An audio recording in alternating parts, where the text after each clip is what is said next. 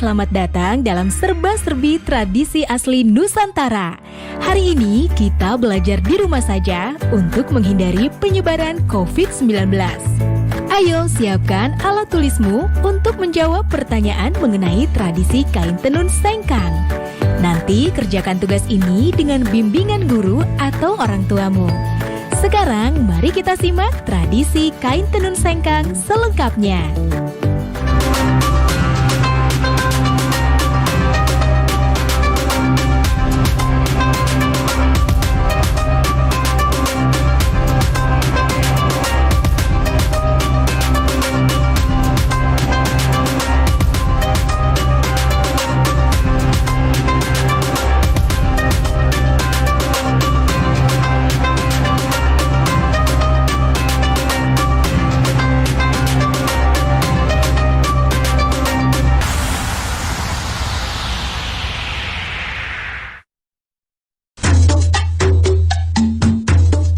Menggores masa dan menyimpan makna tersirat. Saatnya kita kembali menengok warisan kekayaan Nusantara dari para leluhur. Salah satu warisan leluhur yang masih terjaga sampai saat ini dapat kita saksikan di kota Sengkang, sebuah kota di Kabupaten Wajo, Sulawesi Selatan. Secara sosiologis dan budaya, Kabupaten Wajo memiliki kekayaan budaya dan kekayaan alam yang menakjubkan. Di daerah ini ada Danau Tempe yang dikenal sebagai penghasil ikan air tawar.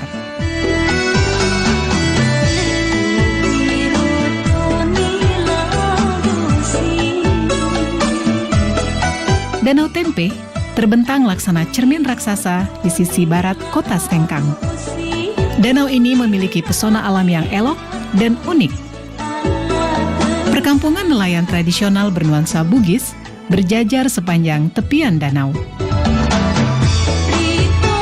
Berjarak 2 km arah timur kota Sengkang, dekat Danau Lampulung, terdapat kampung adat Attakae. Di sana terdapat bangunan duplikat rumah adat Wajo.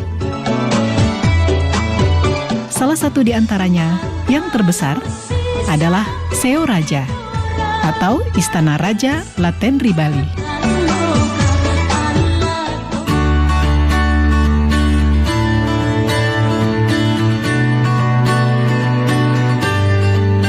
Ada yang khas dari masyarakat Bugis sebagai suku asli yang mendiami wilayah Kabupaten Wajo, yaitu keberadaan kain tenun sutra Sengkang. Menurut cerita turun-temurun dan beberapa literatur, kain tenun sutra Sengkang telah ada sejak ratusan tahun silam.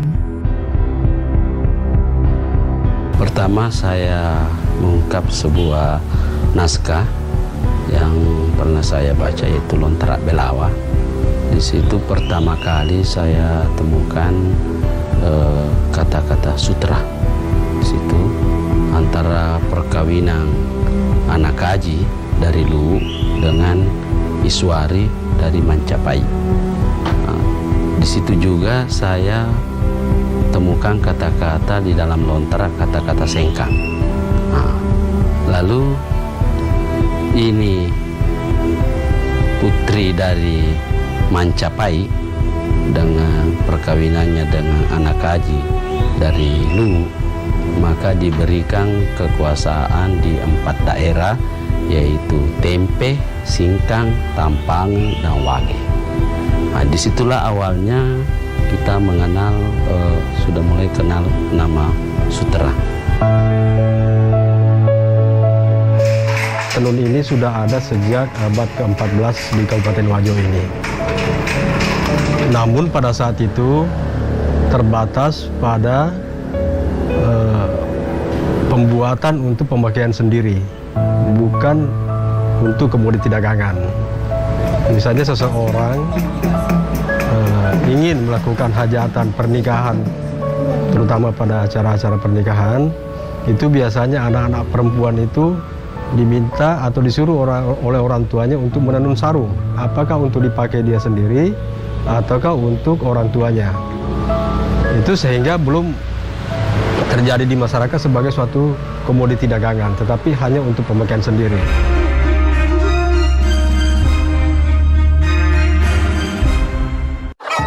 Tak terasa tahun demi tahun telah berlalu. Beban yang berat kini sudah berkurang dan sangat aku syukuri. Bu, Randy besok harus beli buku dan alat tulis yang baru. Iya, tapi sekarang pakai tas yang ini dulu.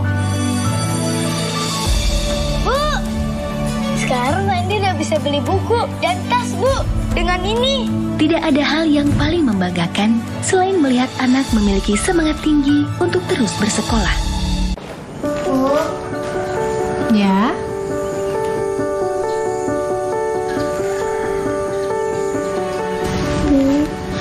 ini tabungan Intan.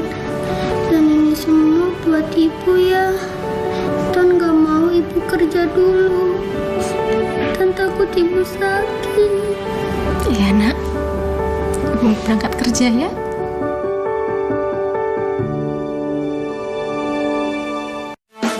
Cuci tangan itu penting untuk mencegah datangnya penyakit.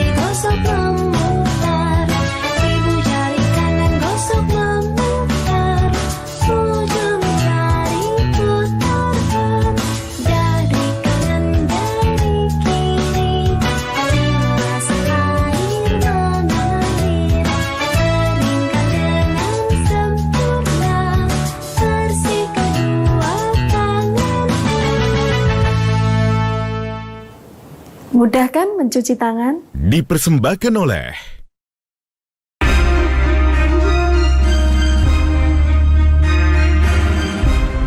Sejarah tentang Tenun Sutra Sengkang tidak dapat dipisahkan dari peran perempuan Bugis dalam keluarga. Orang tua suku Bugis di zaman dulu menjadikan tenun sutra sebagai salah satu cara dalam mendidik anak perempuan mereka. Nah, salah satu cara untuk mendidik anak-anak perempuan di zaman dulu agar supaya perempuan-perempuan ini bisa menjaga diri, terhindar daripada hal-hal negatif, sehingga lebih banyak dianjurkan atau disuruh oleh orang tuanya untuk tinggal di rumah untuk menenun. Nah, sehingga akhirnya menjadi suatu tradisi dan budaya pada masyarakat Bugis, khususnya di Kabupaten Wajo ini, setiap anak perempuan harus pandai menenun.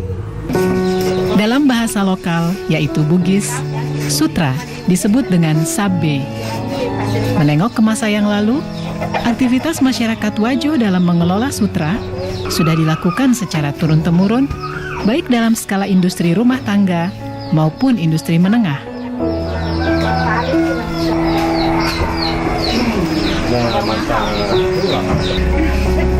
Proses pembuatan kain sutra membutuhkan waktu yang cukup lama dan melibatkan sedikitnya 15 orang dalam satu kali tahapan pembuatan kain.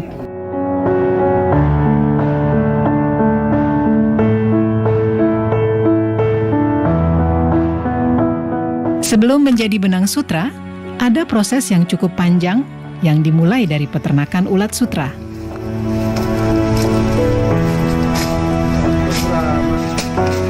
Proses ini mulai dari pemeliharaan ulat sutra, proses menjadi kokon, hingga akhirnya menjadi benang sutra yang siap ditenun menjadi sehelai kain. Kita dapat telur dari Verhutani sesuai dengan pesanan. Contoh ini tempat telurnya dan menetas, misalnya penetasan tanggal 1. Ini menetas baru 3 hari makan, dikasih makan dengan daun murbei. Ada memang khusus daun murbei itu. Baru 3 hari makan, baru ada instar pertama, artinya tidur. Instar pertama itu 2 kali 24 jam. Ulatnya tidur itu tidak makan. Baru setelah instar pertama makan lagi selama 2 hari, masuk instar 2. Begitu seterusnya sampai instar 4. Ini sudah masuk instar 5. Artinya ini masuk untuk proses pengokonan. Tinggal 3 hari proses pengokonan. Dia akan membungkus dirinya jadi kepompong. Itu seratnya, dia mengeluarkan air liur dari mulutnya. Itu bikin bundaran untuk membungkus dirinya. Dan bundaran itulah disebut kokon, dan itulah yang menjadi sutra.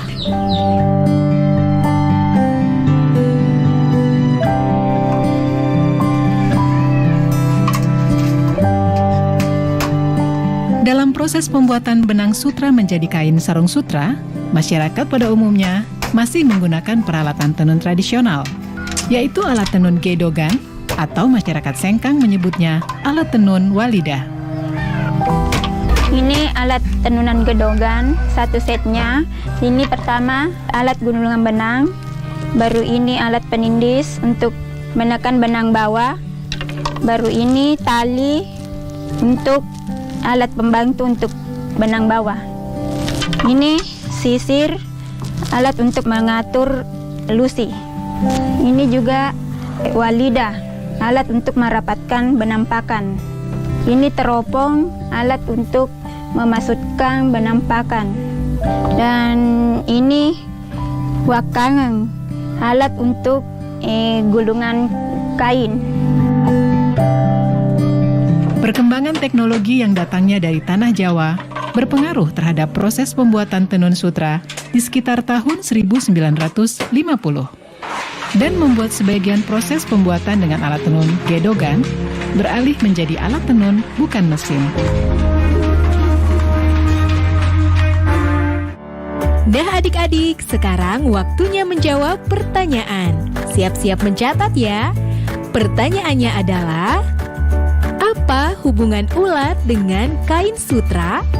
Dicatat ya. Apa hubungan ulat dengan kain sutra? Nanti jawablah pertanyaan ini sebagai tugas ya.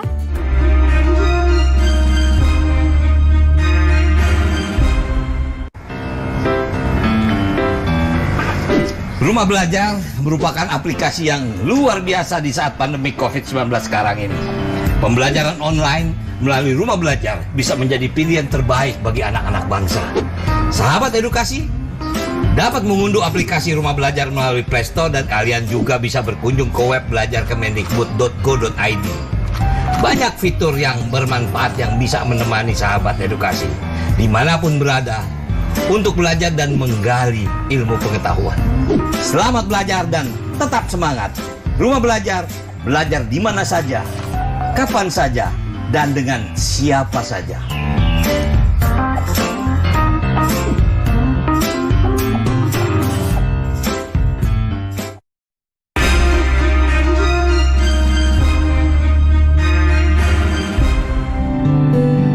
Keberadaan kain tenun sutra Sengkang tidak dapat dipisahkan dari kehidupan sehari-hari masyarakat Wajo.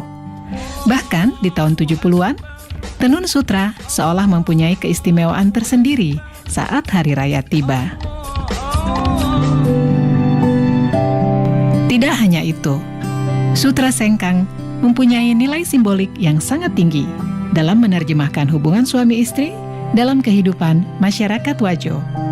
Tahun 70-an saya masih dengar semua orang kalau lebaran pasti pakai sarung sutra. Kalau hari lebaran itu bunyinya sarung sutra. Kalau di masjid orang berdiri untuk salat, semua pasti terbunyi kedengaran sebagai kain sutra. Dan saat itu juga orang pada pakai sutra sebagai pakaian salat Idul Fitri.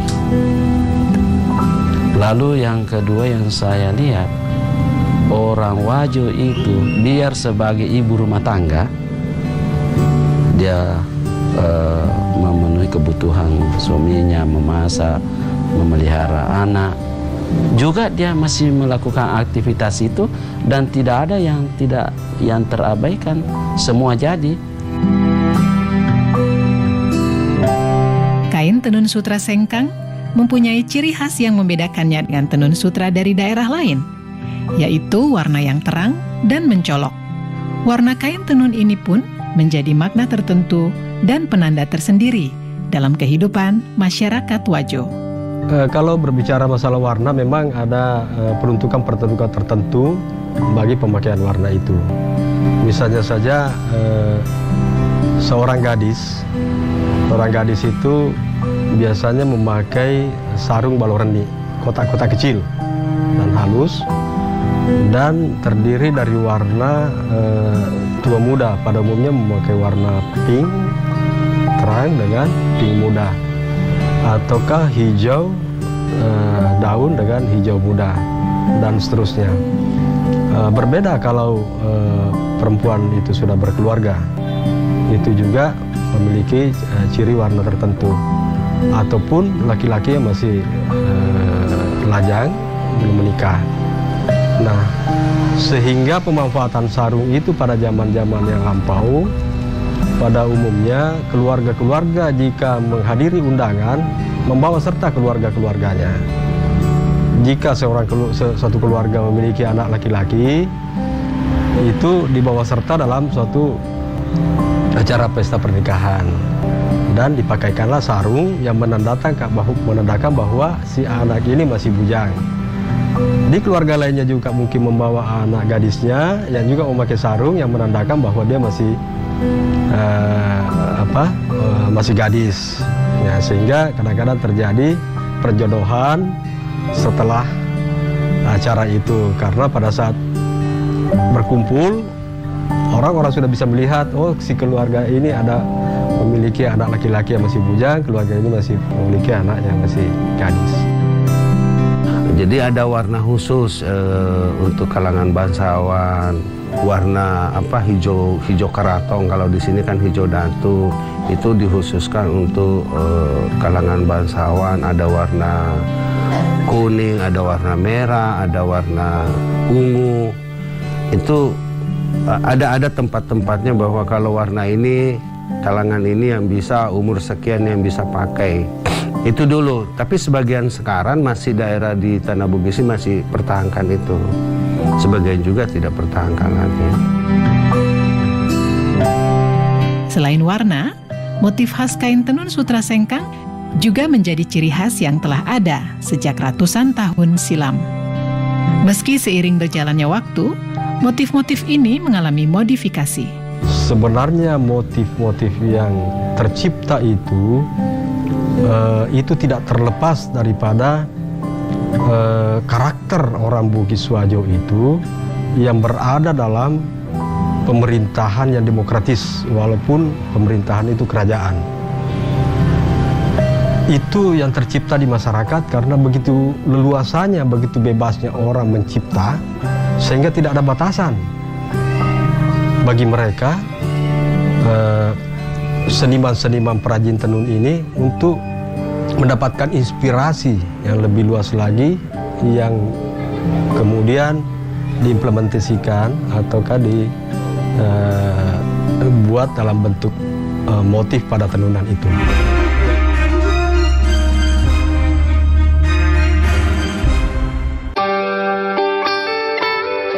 Buku adalah sumber pengetahuan.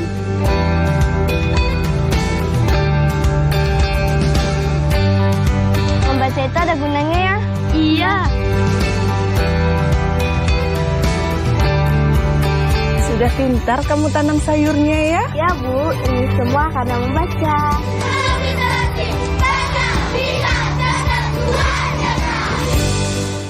Saya baru berani pulang ke rumah agak lama setelah ada hasil tes. Jadi setelah hasil tesnya bilang saya negatif, oke, saya berani. Tapi tetap saya lakukan social distancing, saya nggak berani dekat-dekat semua. Anak perempuan saya memang relatif dekat dengan saya. Tapi ketika COVID ini ya pengen meluk, tapi ya gimana ya, kita hanya bisa lihat dari jauh dan kemudian ya cuma merutangkan tangan gitu, seolah-olah berpelukan gitu. Suatu waktu saya terima message ya, yang bilang bahwa dia kangen, dan ngedoain semoga saya baik-baik saja. Dan di situ saya yang merasa, waduh, ya dari sisi tenaga medis ya ini hal yang paling berat sebetulnya.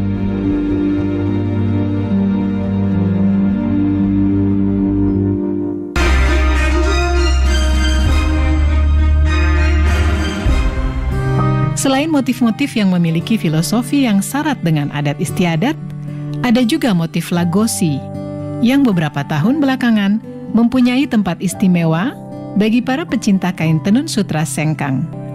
Motif Lagosi diibaratkan sebagai perlambang cinta dan harga diri seorang perempuan Bugis. Motif Lagosi itu terjadi sekitar tahun 1930. Ketika itu secara besar-besaran masyarakat Wajo, kaum lelakinya itu banyak yang merantau, seperti misalnya ke Malaysia, ke Sumatera, di Kalimantan, dan daerah-daerah lainnya. Nah, sehingga perempuan-perempuan yang ditinggal oleh suami untuk menjaga diri, itu melakukan aktivitasnya kebanyakan di rumah dengan menenun. Dari situlah kemudian muncul inspirasi, kerinduan mereka akan kembalinya sang suami, maka ditenunlah motif-motif Lagosi itu yang berbentuk setangkai kembang. Itu perlambang cinta yang terus dijaga, sekalipun bertahun-tahun ditinggal oleh suami. Menjaga kesucian, menjaga harga diri seorang perempuan, saya kira di seluruh Indonesia adalah harga mati juga. Usaha tenun sutra tidak dapat terlepas dari kehidupan masyarakat Wajo. Karena hampir 15% masyarakat Wajo terlibat dalam proses pembuatan tenun sutra. Tantangan yang dihadapi adalah menurunnya produksi benang sutra, baik dari segi kuantitas maupun kualitas. 10 tahun yang lalu itu kan produk benang sutra lokal melimpah. Sampai Wajo bisa produksi kain itu 2 juta meter per tahun. Itu cerita 10 tahun yang lalu. Nah, sampai awal 2010 kemarin, produk benang sutra lokal menurun. Nah itu, sampai sekarang awal tahun 18 baru ada kayak signal. Karena bibitnya yang dipelihara oleh petani sutra itu tidak berkualitas kayak seperti tahun yang lalu. Nah, kita kemarin mencoba mendatangkan telur impor. Alhamdulillah sudah masuk, tapi belum continue. Selain produksi benang sutra yang mengalami kendala, pemasaran produk tenun juga masih menggunakan cara yang konvensional. Kan sekarang banyak, ada media, ada apa. Tapi kalau saya, prinsip saya, media online itu belum. Karena kita kan fashion, bukan kayak rokok. Rokok kalau surya, udah kenal orang. Kalau kita fashion kan banyak.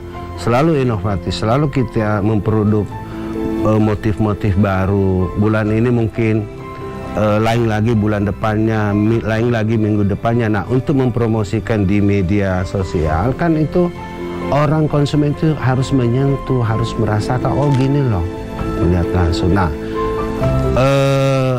disinilah harus ada kerjasama dari pihak pemerintah dengan pengrajin, dari BUMN untuk binaan-binaan untuk pengrajin. Karena begini, sebagian besar pengrajin yang ada di Wajo, saya kira di Nusantara ini begitu juga, bahwa kalau biaya promosi untuk pameran-pameran ke Jakarta atau ke luar negeri, sebagian besar ini pengrajin ini belum mampu mandiri atau belum mampu membiayai sendiri untuk mempromosikan produknya. Meski demikian, upaya tetap dilakukan oleh para pelaku usaha, termasuk terus berinovasi dalam menciptakan motif yang dapat diterima oleh pasar. Satu hal yang masih sangat melegakan dan menyisakan harapan besar, bahwa sampai saat ini, masyarakat Wajo, baik generasi tua maupun muda, sebagai pewaris kekayaan Nusantara ini, masih sangat mencintai dan menjadikan sutra Sengkang sebagai bagian yang tak dapat dipisahkan dalam kehidupan mereka sampai kapanpun.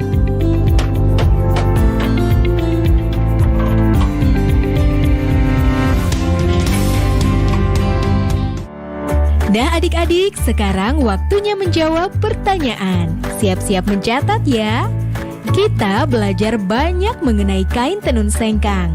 Pertanyaannya, apa yang kamu ketahui mengenai kain tenun sengkang? Dicatat ya. Adik-adik, kalian pasti memiliki pakaian atau kain tradisional daerah kalian. Pertanyaannya, jelaskan mengenai kain atau pakaian tradisional daerah kalian. Apakah ada persamaan dengan kain tenun sengkang? Jawablah pertanyaan dengan bimbingan guru atau orang tuamu. Adik-adik, ingat selalu untuk rajin mencuci tangan dan menjaga